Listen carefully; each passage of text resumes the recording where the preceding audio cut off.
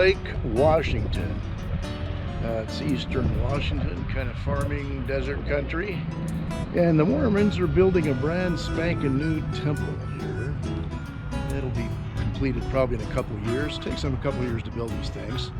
Now they have one already in Kennewick, Washington, which is about an hour, a little over an hour drive south of here. And then they have one up in Spokane as well. What they need temples for is really not a biblical thing at all.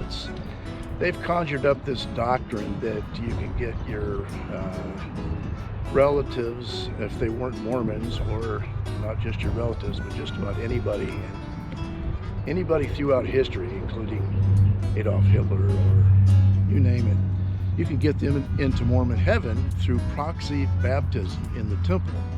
What that means is you go do genealogical research and you find people that you want to get into Mormon heaven, and you go get baptized for them, and there you go.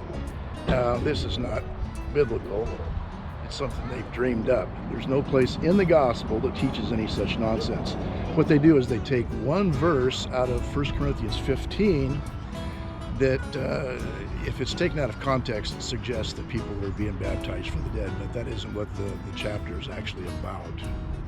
The Bible actually teaches that after death comes judgment. There's no holding pattern. There's not some way to get somebody out of purgatory, which doesn't exist. That's kind of a Catholic thing, but the Mormons have a similar idea that they can, do works here and get you into their heaven through their ritual. Now, when the temple in Jerusalem, the Jewish temple, when it was destroyed in 70 AD, if you go back and read the scriptures about that, Jesus says it is finished. The veil was ripped in half. The temple was eventually destroyed. Well, actually, the veil was ripped when Jesus went to the cross and when he died on the cross.